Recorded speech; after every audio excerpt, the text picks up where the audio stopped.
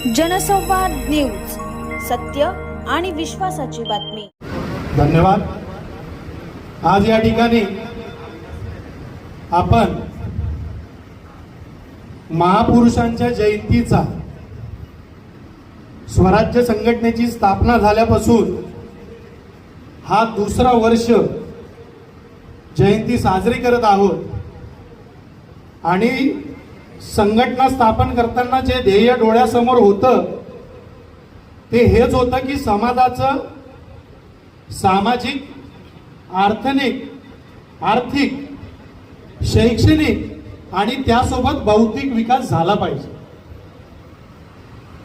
सातत्याने समाजावर होत असणारे अन्याय आणि त्याच्यानंतरच एकूणच 2014 नंतर या देशात निर्माण झालेली परिस्थिती आणि त्याच्यामध्ये या देशाची बौद्धिक झालेली अधोगती पाहता या देशाला सगळ्यात जास्त जर कोणत्या उन्नतीची गरज आहे तर ती बौद्धिक उन्नतीची गरज आहे असं आमच्यासारख्या तरुणांना वाटतं. आणि ती बौद्धिक उन्नती करायची असेल तर महापुरुषांच्या जयंत्या या फक्त नाचून नाही, गाऊन नाही, तर हे काहीतरी समाजाला देऊन, विचार देऊन त्यांच्यामध्ये बौद्धिक परिवर्तन करून साजरी झाली पाहिजे असे आम्हाला वाटतं. त्यामुळे मागच्या वर्षी आपण उत्तम कांबळे सरांचं व्याख्यान आयोजित केलं होतं.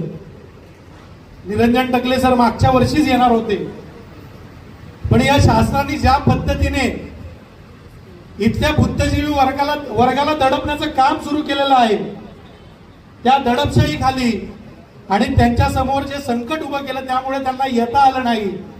आणि या वर्षी ते या ठिकाणी या कार्यक्रमाला उपस्थित झाले आहे. तर मी स्वराज्य संघटनेच्या वतीने प्रथम या ठिकाणी त्यांचं स्वागत करतो आणि आपल्या सगळ्यांना विनंती करतो की टाळ्यांच्या गजरात त्यांचं स्वागत करू. तर संकटातून हे देश चाललेला आहे, चळवळीला मरगळ आलेली आहे, सगळीकडे निराशा पसरलेली आहे. या चळवळीतला प्रत्येक माणूस हा घाबरून जगतो आहे की कुठेतरी जर मी बोललो तर मला जेलला जावं लागेल का. अशा परिस्थितीत कोणी बोलायला तयार नाही. जी मोठमोठ्या तोफा होत्या एका काळच्या त्या सगळ्या थंडवलेल्या आहेत. आणि अशा परिस्थितीत फार ठराविक माणसं या व्यवस्थेला लढण्यासाठी आव्हान देत आहे. आणि अशा माणसांना आपण सांगितलं पाहिजे की तुम्ही एकटे नाही, आम्ही तुमच्या सोबत आहोत. म्हणून स्वराज्य संघटनेचा हा कार्यक्रम आहे. आणि ही चळवळ चालत असताना आपण जर बघाल की तरुणांमध्ये फार निराशा आहे. तरुण या मानवतावादी चळवळीकडून कुठेतरी दूर फेकला गेलेला आहे. डीजे, नाचणं, गाणं, मिरवणुका आणि कट्टरतावाद हीच आंबेडकरी चळवळ आहे की काय, असा या एकूणच संपूर्ण आंबेडकरी चळवळीतल्या ठराविक एक वर्गाचा समज झालेला आहे. तो समज खोडून काढण्यासाठी आम्ही स्वराज्य संघटनेची स्थापना केलेली आहे. की या देशामध्ये अजूनही असे तरुण जिवंत आहेत जे 72च्या काळात लढत होते. तसे तरुण तेवढ्या संख्येने नसतील, कमी संख्येने असतील, पण प्रामाणिकपणे या चळवळीसोबत उभे आहेत आणि लढण्याचं काम करत आहे. हा आवाज इथल्या शासनाला पोहोचवण्यासाठी आम्ही स्वराज्य संघटनेची स्थापना केली. आज या ठिकाणी निरंजन टकले सरांना बोलवलं, लक्ष्मण माने सरांना देखील आमंत्रित केलेलं होतं. पण विदर्भामध्ये त्यांचं व्याख्यान सुरू असताना काहीतरी मला वाटतं फूड मध्ये इन्फेक्शन झालं आणि ते त्या ठिकाणी ऍडमिट झाले. त्यांना तिथून डिस्चार्ज मिळाला नाही म्हणून ते इथे येऊ शकले नाही. लक्ष्मण माने सरांना बोलवायचं कारण हे होतं की मी शाळेत असल्यापासून त्यांच्यासोबत कनेक्टेड आहे. त्यांनी ज्यावेळेस महालक्ष्मी रेसकोर्सला धर्मांतरांचा प्रयोग केला होता, धर्मांतर केलं होतं, त्यावेळेस माझे वडील, मी 5वी 6वीला होतो, मला हाताला धरून त्या ठिकाणी घेऊन गेले होते आणि मी बघत होतो की एक वेगळा समाज बुद्धाच्या मार्गावर येतोय. तर बुद्ध म्हणजे काय आपण जाणलं पाहिजे. आणि टकले सर दरवर्षी आपला कार्यक्रम हा बुद्ध जयंतीलाच असतो. अनेक लोक आम्हाला सल्ला देतात की बौद्ध ही धार्मिक गोष्ट आहे, तुम्ही त्या भानगडीत पडू नका, तुम्ही राजकीय दृष्ट्या बोललं पाहिजे. तर सध्या या देशाचं वातावरण बघून आम्हाला असं वाटतं की या देशाच्या राजकारण्यांना बुद्धाची गरज. त्यामुळे सगळ्या राजकारण्यांनी बुद्ध जयंती तर केलीच पाहिजे. ज्या पद्धतीने इथल्या देशातल्या राजकारण्यांचं कॅरेक्टर झालेलं आहे, ज्या पद्धतीने इथल्या राजकारण्यांनी द्वेष स्वीकारला आहे, ज्या पद्धतीने द्वेष भावनेतून या सगळ्या देशाचं धार्मिक ध्रुवीकरण झालेलं आहे आणि त्या धार्मिक ध्रुवीकरणाला फक्त इथले मनुवादी नाही तर इथले आंबेडकरवादी देखील बळी पडलेले आहेत. ते देखील कट्टरतावादाला स्वीकारलं आहे. असं ज्यावेळेस आपल्याला वाटतं त्यावेळेस खरोखर आपण बुद्ध पेरला पाहिजे. आणि जसे इतर लोक छाती ठोकपणे सांगतात राजकारणात की मी कट्टर हिंदूंचा नेता आहे, मी कट्टर मुसलमानांचा नेता आहे, तसं आपण सांगितलं पाहिजे की मी माणसांचा नेता आहे, मी बुद्धाचा माणूस आहे आणि मी राजकारण करायला या देशामध्ये जन्माला आलो. या देशाला आपण बघणार आता पुण्यामध्ये काय घडले आणि पुण्यामध्ये इतकी मोठी घटना घडल्यानंतर म्हणजे आज निरंजन टकले सरांना आम्ही जो इंटरनेटचा AI चा विषय दिला तो फार बरा झाला असं वाटलं. कारण सकाळपासून बातम्या बघतोय तर त्या आरोपीची जात शोधण्यासाठी इंटरनेटचा वापर होतो. म्हणजे कोणत्या परिस्थितीला हा देश येऊन थांबलेला आहे की माझी एक चिमुरडी आहे, अशा चिमुरडीचा बलात्कार झालेला आहे आणि इथला समाज इंटरनेटवर तो आरोपी कोणत्या जातीचा आहे याचा शोध घेतो आहे.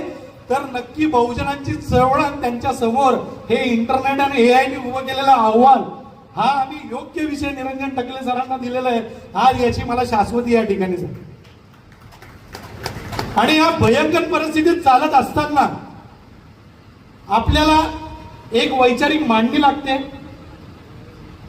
आमच्यासारखे तरुण ज्यावेळेस बाबासाहेबांचं पुस्तक हातात घेतात ती वाचता वाचता आम्ही जीबी सरांच्या वयाचे नाही झालो पाहिजे, आम्ही ससाने साहेब सरांच्या वयाचे नाही झालो पाहिजे. तर यांचा अनुभव आम्हाला याच ठिकाणी मिळून त्यांनी वाचलेले 10 पुस्तकं व्याख्यानाच्या माध्यमातून आम्हाला सोप्या भाषेत समजावे आणि आमची पुढची दिशा मोकळी व्हावी यासाठी व्याख्यानाचे कार्यक्रम झाले पाहिजे. आणि त्यामुळे आपण हा कार्यक्रम दरवर्षी आयोजित करत असतो. तर जास्त वेळ घेणार नाही, मला माहिती आहे आपण सगळे आतुर आहात टकले सरांना ऐकायला. तर आज या ठिकाणी आपण जी सुरुवात केलेली होती हळूहळू ती सुरुवात पुढे जाते. आपल्या संघटनेमध्ये आधी फार कमी लोक होती, आता मोठ्या संख्येने वैचारिक लोक जुळत आहेत आणि वैचारिक संघर्ष उभा करत असताना सध्याची लढाई उभी झालेली आहे ती बाबासाहेब आंबेडकरांची डोळस अनुयायी आणि बाबासाहेब आंबेडकरांची अंधभक्त आणि मनुवाद्यांची अंधभक्त अशा लोकांसोबत उभी झालेली आहे. त्यामुळे आपल्या जबाबदाऱ्या वाढलेल्या आहेत. आपण डोळस अनुयायी आहोत, आपल्याला मनुवाद्यांसोबत तर लढायचंच आहे. तो त्यासोबत आपल्यामध्ये जे भक्तीमध्ये रमलेत त्यांना देखील डोळस अनुयायी करायचं आहे. ही देखील जबाबदारी मोठ्या पद्धतीने आपल्याकडे आलेली आहे. तर मी आजच्या वक्त्यांकडून अपेक्षा करतो की या ठिकाणी आम्हाला अजून डोळस पण तुम्ही द्याल आणि भविष्यात आंबेडकरी चळवळीला, मानवतावादी चळवळीला, दलित चळवळीला, आदिवासी चळवळीला, इथल्या संपूर्ण समाजाला एकजूट करण्यासाठी आम्हाला एक बळ द्याल. आणि या सरकारने जाती जातीमध्ये भांडणं लावून, वर्गावर्गामध्ये भांडणं लावून जे आज आमच्याच मानवाला आमच्या विरोधात उभं करण्याचं काम केलेलं आहे त्याला मानवतावादी विचारातून आम्ही कसं आमच्या सोबत आणू शकतो, त्याला कसं आमचा भाऊ म्हणू शकतो, त्याला कसं सोबत उभं घेऊन जाऊ शकतो यासाठी मार्गदर्शन कराल. आणि इथेच थांबतो. आपलं सगळ्यांचं या ठिकाणी स्वागत करतो आणि थांबतो. जय भीम, जय बुद्ध, जय भारत. उपनिषदाचा किती अभ्यास आहे मला माहित नाही, पण त्यामध्ये हे उपनिषद जे आहे हे सगळेच्या सगळे क्षत्रियांनी लिहिलेले आहेत, कुठल्याही ब्राह्मणांनी लिहिलेले नाही. मग ह्या उपनिषदाच्या विरोधातली दुसरी प्रतिक्रांती आली ती पुराणाच्या माध्यमातून आली. मग भाकड कथांच्या माध्यमातून तुमच्या विरोधात अशा प्रकारची क्रांती केली गेली आणि त्याच्या विरोधात ही संतांची क्रांती आली, भक्ती आंदोलन आलं, क्रांती प्रतिक्रांती प्रतिक्रांती क्रांती हा जो काय आलेख डॉक्टर बाबासाहेब आंबेडकरांनी सांगितलं त्यात हे लक्षात घेतलं पाहिजे की या देशामध्ये तुम्हाला हिंदू ठरवल्याशिवाय तुमचं शोषण होऊ शकत नाही. हे जोपर्यंत तुमच्या डोक्यात बसत नाही तोपर्यंत तुमचं शोषण दूर होणार नाही. मध्यंतरी आता काल परवा मी नंदुरबारला बोलताना एकाला सांगितलं की तुम्ही पहा की कुठल्याही महाभारतामध्ये रामायणामध्ये बुद्धाचा उल्लेख आढळतो, पण बुद्धाच्या वाङ्मयामध्ये रामाचा कुठे उल्लेख आढळतो, कृष्णाचा कुठे उल्लेख आढळतो, भगवद्गीतेचा उल्लेख कुठे आढळतो. याचा अर्थच असा आहे की गेल्या असणाऱ्या 1,500-2,000 वर्षांच्या चालुगिरीमध्ये हे सगळे ग्रंथ निर्माण करण्यात आले आणि तुमच्या डोक्यावर बसवण्यात आले. मी एकाला तर जाहीरपणे दिलं की बुद्ध असणाऱ्या एकंदरीत लेण्याच्या पूर्वीचा जमिनीवरचा हिंदू धर्मातला साक्षात पुरावा तुम्ही मला दाखवा, त्या दिवशी मी हिंदू धर्म स्वीकारायला तयार आहे. बुद्धाच्या पूर्वीचा जमिनीवरचा कुठेही नाहीये. दुसरा पुरावा, तुम्ही सगळे बहुजन आहात, तुमच्या कुणाच्या देवावरती ब्रह्मदेव आहे, देवाऱ्यात कुणाच्या देवाऱ्यावरती इंद्र आहेत, तुमच्या सगळ्यांच्या देवाऱ्यावरती जे देव आहेत ते सगळे लोकदेव आहेत. मग मरिमाय असेल, मग खंडोबा असेल, बिरोबा असेल, ही सगळी लोकसंस्कृतीची देव आहेत. तुमची गावदेवी असेल, ती गावदेवी ही मात्र संस्कृतीची प्रतीक आहे. गावदेवी ही असणाऱ्या मात्र संस्कृतीच्या प्रतीकामधली एकटी देवी असायची, त्याच्या बाजूला कुठलाही देव असायचा नाही. पण आता त्याच्या मागे वेगवेगळे देव बसून त्याचं लग्न लावायचं काम आहे, हे लक्षात घ्या तुम्ही. त्यामुळे एकंदरीतच आत्ता ज्या गोष्टीतून हा जो काळ चाललेला आहे याच्यातनं ही गोष्ट लक्षात दिली की क्रांती, प्रतिक्रांती आणि परत क्रांती या गोष्टीचा आपण जोपर्यंत विचार करत नाही, आता प्रतिक्रांती येते. प्रतिक्रांती येते म्हणजे काय येते, आता आपण काय केलं पाहिजे. सगळे लोक मला विचारतात की किरण दादा काय केलं पाहिजे, तर मी त्याला सांगितलं की प्रत्येकानं आपला पर्यायी व्यवस्था निर्माण केली पाहिजे आणि जोपर्यंत पर्यायी व्यवस्था निर्माण करत नाही तुम्ही तोपर्यंत कुठल्याही प्रकारचं हे शक्य नाही, हे परिवर्तन शक्य नाही, रेव्होल्युशन शक्य नाही. पण आता बाबासाहेब आंबेडकरांसमोर एक आव्हान होतं.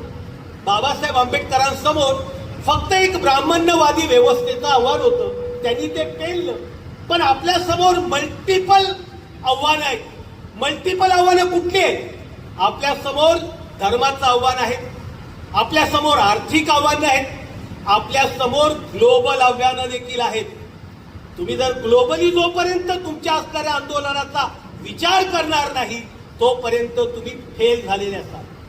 ग्लोबली कसा विचार करायचा त्याचा थोडक्यात तुम्हाला सांगतो.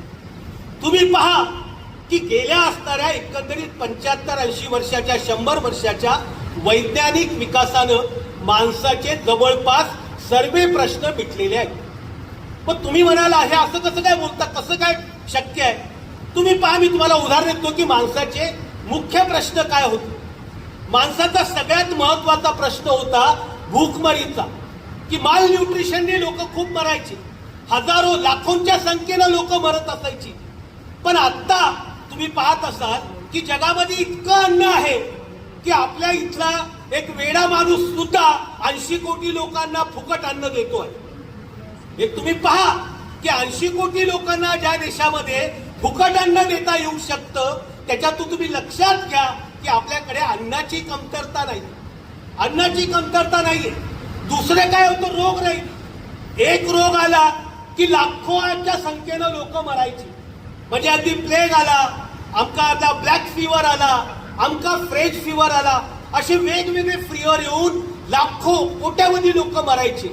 पण आता विज्ञानानं इतकं हे झालेलं आहे की स्वातंत्र्याच्या पूर्वी आपल्या देशातल्या माणसांचं आयुर्मान जे होतं ते 34 ते 32 वर्ष होतं.